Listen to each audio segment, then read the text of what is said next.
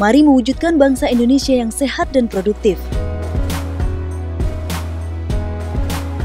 Indonesia Sehat adalah salah satu program dari agenda kelima Nawacita, yaitu meningkatkan kualitas hidup manusia Indonesia.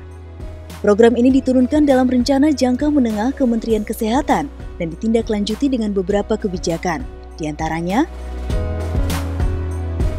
pendekatan yang digunakan adalah paradigma sehat, yang akan diutamakan adalah kegiatan-kegiatan promotif dan preventif, termasuk kegiatan-kegiatan proaktif untuk menjangkau masyarakat di luar puskesmas. Guna menjangkau sasaran, pendekatan yang dilakukan adalah pendekatan keluarga.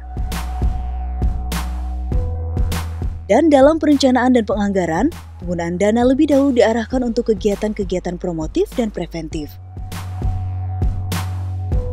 Dalam melaksanakan program Indonesia Sehat tersebut, program-program kesehatan dikelompokkan dalam 3 pilar, yaitu penerapan paradigma sehat itu sendiri, penguatan pelayanan kesehatan, serta Jaminan Kesehatan Nasional atau JKN.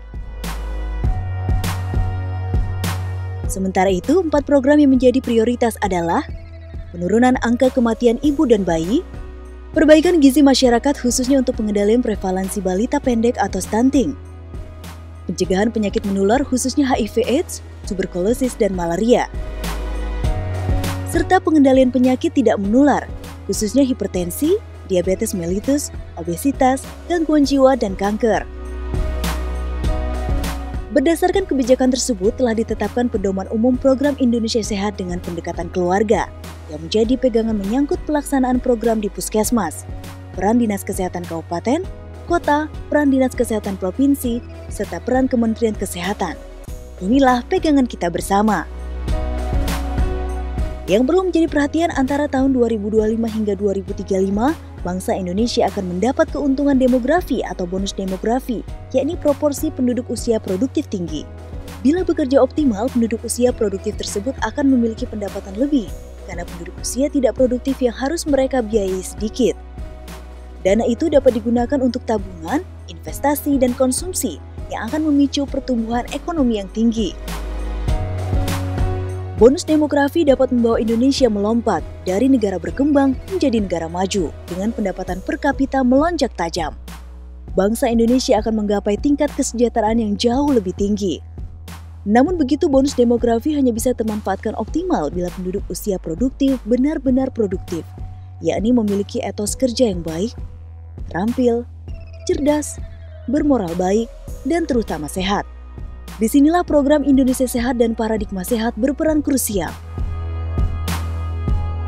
Untuk mencapai paradigma sehat, fungsi upaya kesehatan masyarakat dari puskesmas akan ditingkatkan.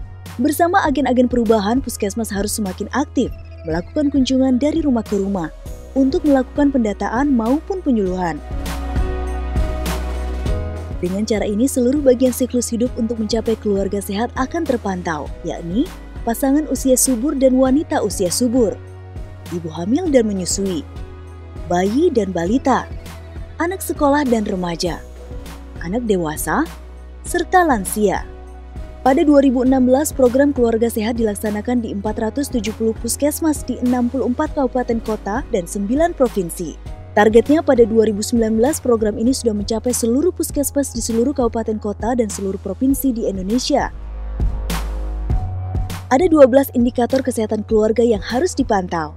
Keikutsertaan keluarga dalam program KB, ibu bersalin di fasilitas kesehatan, bayi mendapat imunisasi dasar lengkap, bayi diberi ASI eksklusif selama 6 bulan, pertumbuhan balita dipantau tiap bulan, penderita tuberkulosis berobat sesuai standar, penderita hipertensi berobat teratur, gangguan jiwa berat tidak ditelantarkan, tidak ada anggota keluarga yang merokok, keluarga memiliki atau memakai air bersih, keluarga memiliki atau memakai jamban sehat, serta sekeluarga menjadi anggota JKN atau Askes.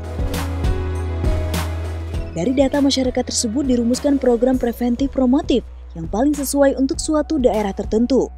Dari sisi pemerintah pusat, komitmen terhadap program Indonesia Sehat diwujudkan dalam pengalokasian anggaran. Menurut Undang-Undang Nomor 36 Tahun 2009 tentang Kesehatan, perbandingan anggaran adalah 2/3 bagian-bagian untuk preventif promotif dan 1/3 bagian untuk kuratif rehabilitatif. Selain itu, sejak tahun 2016, anggaran kesehatan pemerintah pusat sudah mencapai 5% dari total APBN.